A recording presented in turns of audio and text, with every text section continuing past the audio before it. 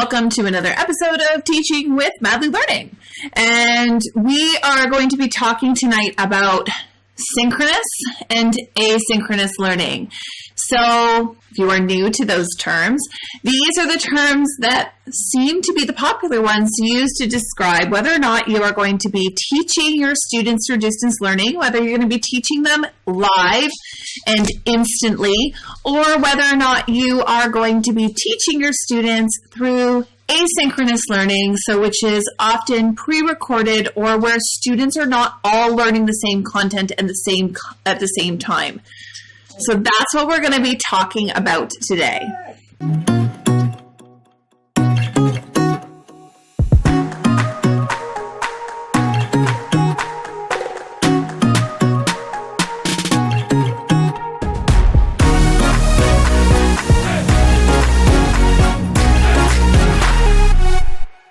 So we're going to get right into it. I want to talk about First, let's talk about the problems. There are some huge problems with asynchronous learning, and I will be the first to say that yes, I do use both live teaching, pre-recorded as well. Well, I try to do a mixture of all of them, but I will acknowledge that there are some inherent problems with synchronous learning and live teaching that just seem to simply be being overlooked right now, or looked as though some of these things are being excused through permission forms and informed consent.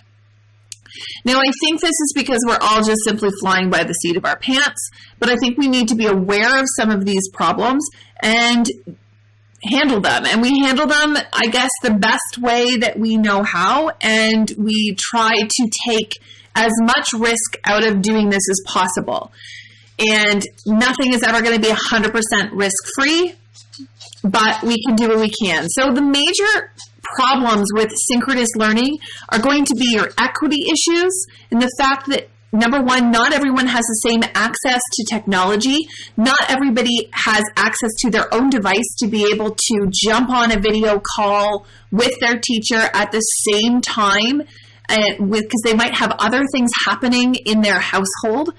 And that's a bit of an issue. We want to make sure that whatever we are doing is accessible to all of our students, but we also don't want to have to double up on everything we're doing. So we don't want to have to teach it 4 different times in 4 different ways, because we simply don't we just don't have that kind of time during the day. Another issue that's huge with this is privacy issues. My big one here is the idea that you might see somebody on camera, but you don't know who's off camera. And the people that are off camera are going to be the ones that are going to jeopardize some of those privacy concerns. When it's you and your students, and let's say some student is struggling through learning a concept and you're trying to have a conversation with them with a small group of students, and you're working through the problem, but you've got a parent off to the side. Well, all of a sudden that parent sees an inside view into what this other child is struggling with, it irks me a little bit, I'll be honest. So recently, I know my school board released that they want to make it clear to parents that parents are not to be participating in these live events with the teachers and students, and if they are present, that they need to make themselves known. I do think that's a step in the right direction, and it does give us a little bit of background as teachers to say to parents, you have to make yourself known if you're there, and if you are there, just tell us that you're there so that we know, and if you're not, don't hide. And I think it's kind of a work in progress there. So that's some issues. Time is another huge one. We are working double, if not triple time right now to try to get all of the things done, because number one, it feels like I'm a brand new teacher. I am putting probably the same, if not more hours right now into my part-time workload than I did as a first-time teacher, which is a lot. And I know that there are thousands and thousands of you that are putting in even more work than I am, because you've got a full workload and you don't have partner teachers that can come in and help to lighten some of that load. So these are an issue. And you also have that workload issue. If you have a homeroom teacher who's responsible for teaching math and language, what about the other teachers? If I'm providing synchronous learning, what are some of the other teachers doing? So there's been some huge concerns, I know, in union groups raising issues over workload. Those are the inherent problems that I'm really not sure have been addressed right now by anyone. But yet we're still being told to push forward through synchronous learning, and that this is going to be an expectation, at least for teachers in Ontario, that we are expected to be providing synchronous learning opportunities for our students. So with that being said, although there are some concerns and they're legitimate ones, how are we going to do this when this is an expectation put forth onto us? How are we going to do this and in the easiest way possible, or at least in ways that don't feel completely overwhelming and daunting? So I want to start with one of the reasons I do like synchronous learning. I have been doing it, but let's talk about some of the reasons that I do like synchronous learning. One of the things I like, I find having an opportunity to meet with small groups of students live cuts down, number one, on my planning, and number two, on the amount of emails and questions I'm fielding in a week.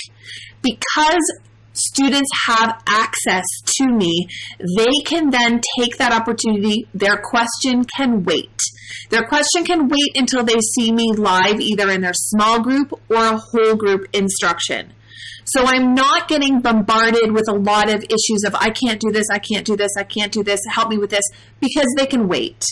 And I'm finding that that is helpful. Another reason I do like synchronous learning is because I like the ability to see where students are and be able to provide them instant feedback. It not only gives feedback to the student, but it also informs my own instruction. So I have a little bit of a head start to know whether at least I'm on the right track with what I'm planning. Are they ready to move on? Do I have to repeat something? What do I have to do?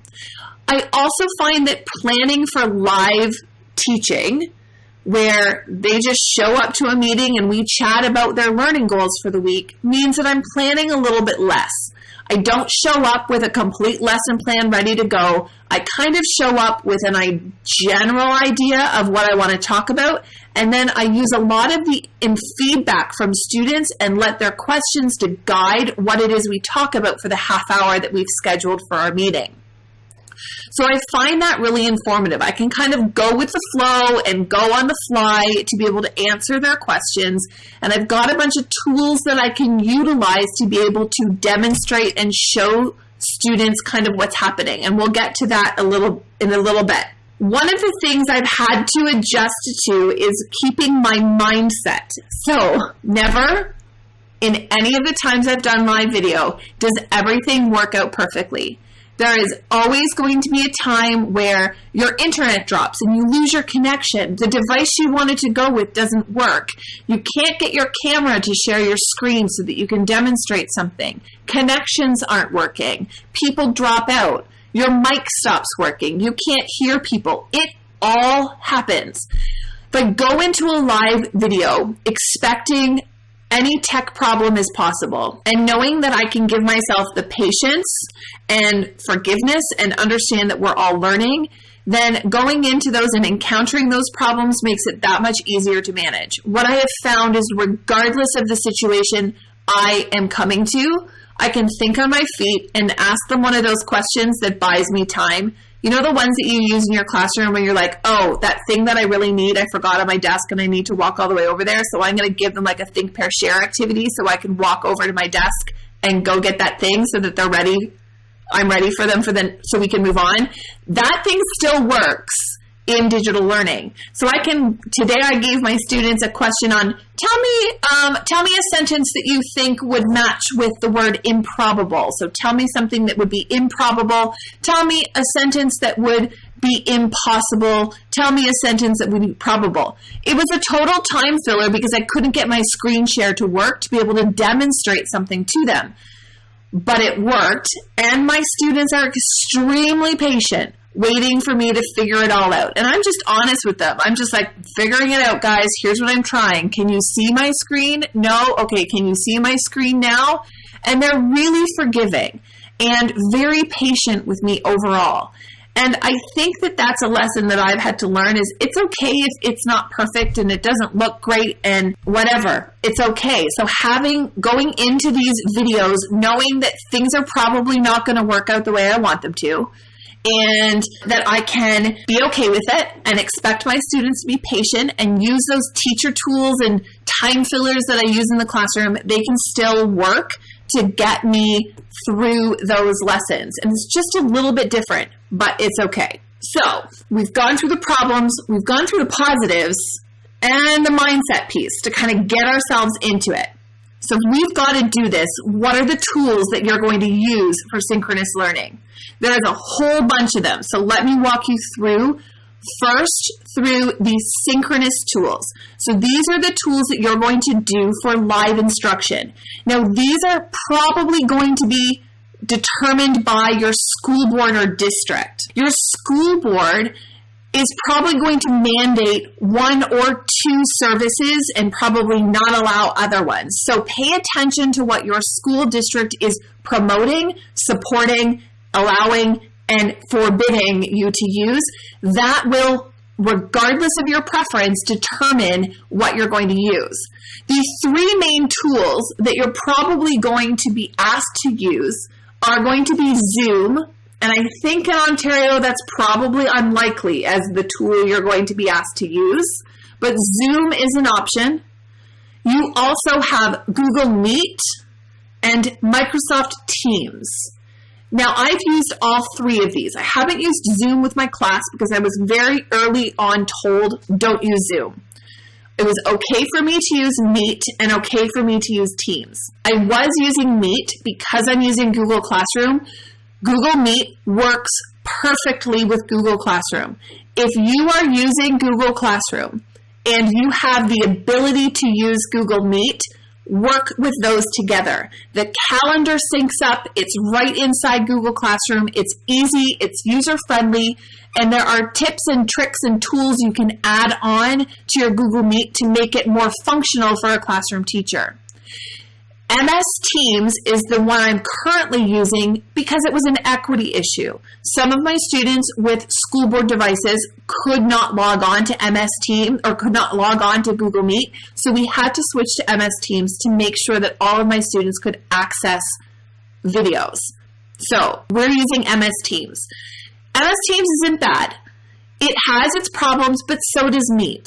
And they both really function the same way. You schedule a meeting in your calendar, and the calendar will create a link for people to join when it's time. So it really functions very much like a business meeting. So you have to log in, look at your calendar, and click join.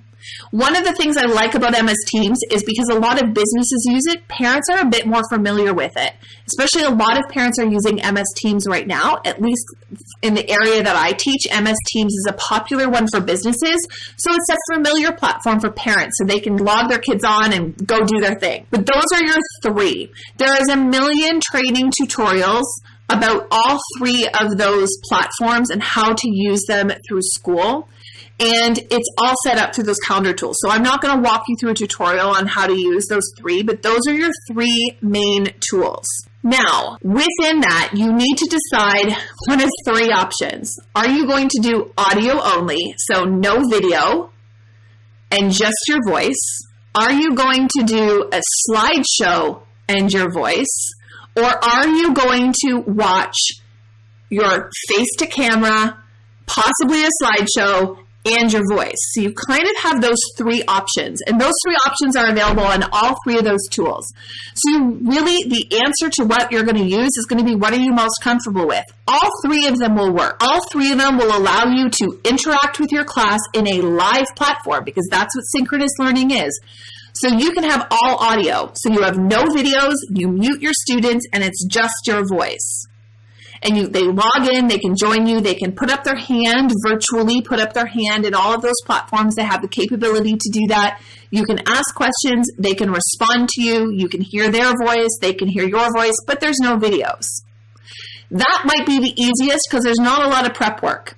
If you want to go one step further, you can go into PowerPoint or Keynote and you can create a series of slides that will display for your students to look at. These are going to be kind of your bullet points or your talking points as things you want to try. Engaging Exceptional Learners is someone I have met on Instagram, and she gave this great tip to me through my DMs earlier today about creating a welcome screen so that when students log into your live meeting, you have a PowerPoint presentation welcome screen. So you've shared your screen and it's just the PowerPoint page, and it says turn off your mics, turn off your videos if that's what you want, and wait for the meeting to start.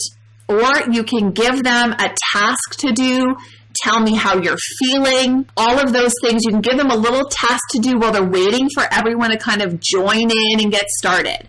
So you definitely want to have a bell work for video, which is essentially a welcome message and a little task that's going to keep them busy while you're waiting for other people to join, because not everyone's going to join right at once. So I thought that was a great tip, is to have that welcome message. And then if there's other things you want to talk about, you can put those up in a PowerPoint, or Keynote is the same thing. It depends on whether or not what computer software you're using. But both of those will allow you to play a slideshow while you're talking over top of it and have no need to share your face to camera. You'll just have your voice and a PowerPoint of the things that you want to talk about. If you want to put a picture, if you want to play a video and all watch it together and then pause and talk about it, pause and talk about it, cool, that's live teaching, so do it. The other options that you might want to look at doing are going to be using a document camera or an iPad camera as a demonstration tool. So, for instance, I have a document camera set up, but I have a document camera, and we'll see if it pops up there. So, I'm hoping you can see that now.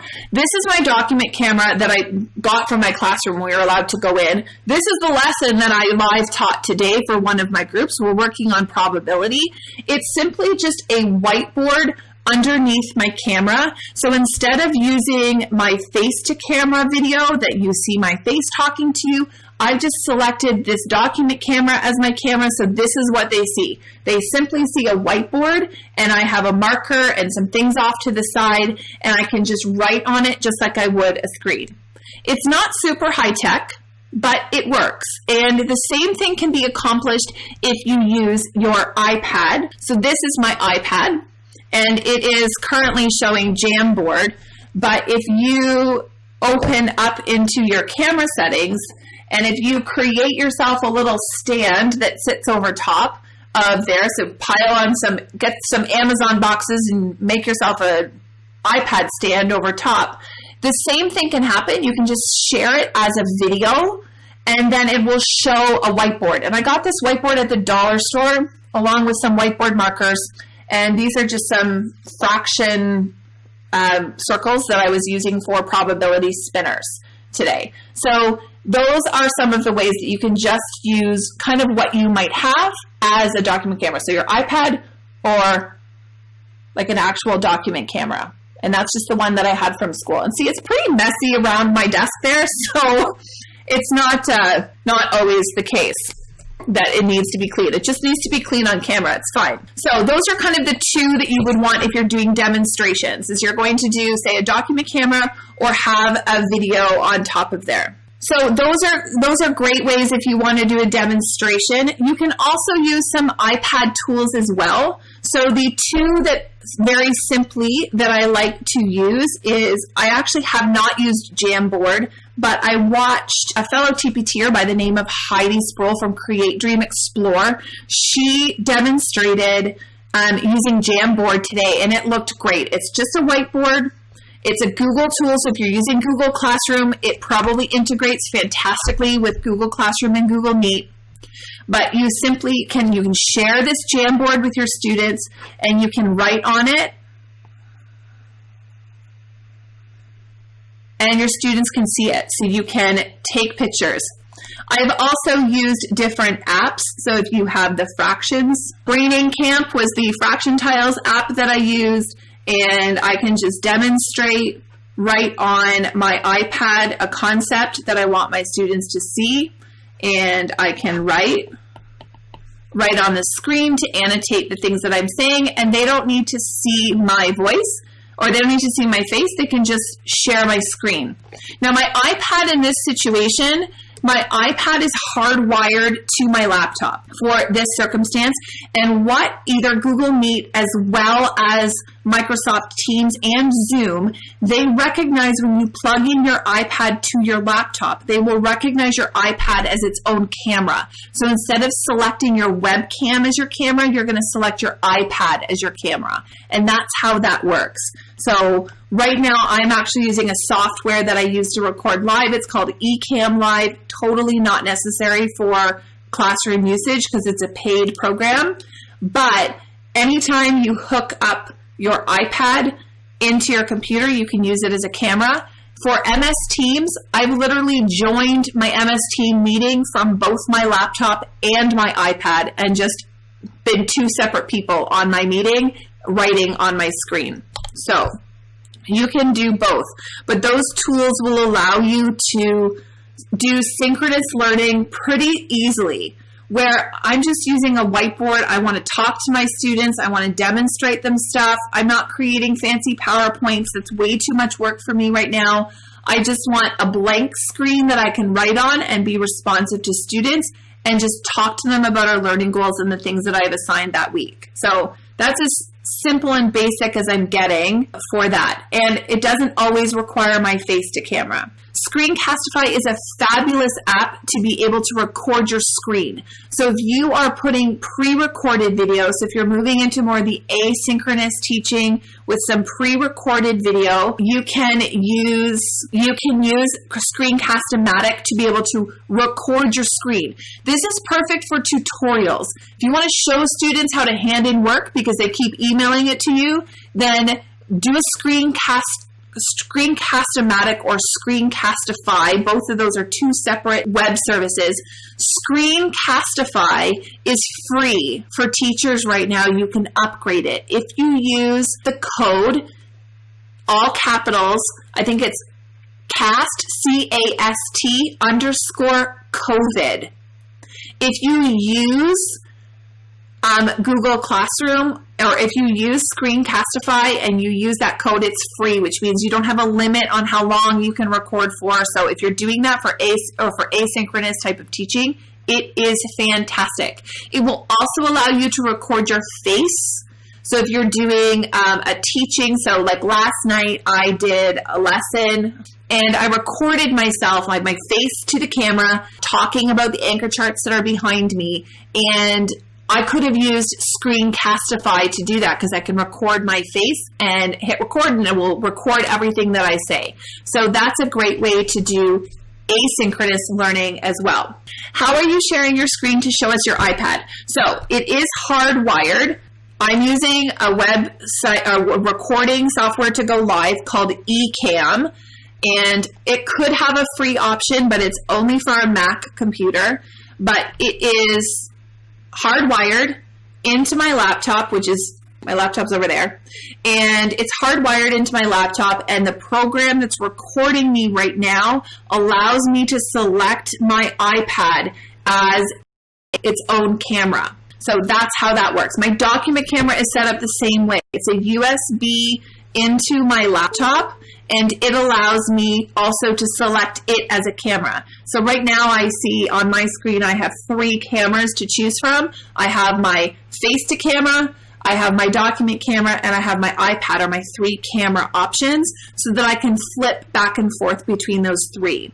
When I have done this in my classroom using MS Teams, I can do the same thing. I can flip from my camera source of my document camera. I can choose that as my camera.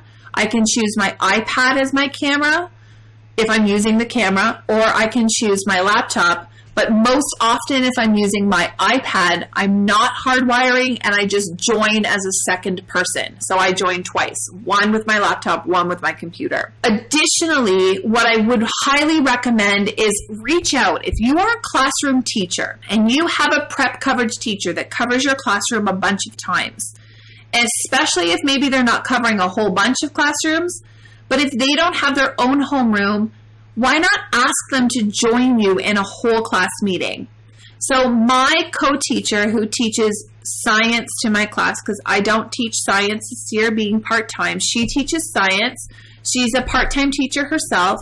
She joins me for my whole class meetings. So not my small group meetings. Those are a bit more manageable, but she joins me for my whole class meeting. And I asked her and she was okay with it. So she joins me for those meetings, and it's a lot easier for between the two of us to figure out, number one, to mute students who need to be muted because their mics are on and they're distracting, or to be able to field who's got the next question. Having two adults in a whole group class when you've got a large class makes it a bit easier to manage. So I would highly recommend reaching out to your colleagues, reaching out to your principal and saying, can I have help? Is there another adult that could help me on some of these synchronous videos? I don't even know if it would work, but it certainly doesn't hurt to ask to see if somebody would like to join you for that one meeting a week so that you have help to manage that digital classroom, even if it's just initially until you get used to it. Having a second body in that room is definitely helpful.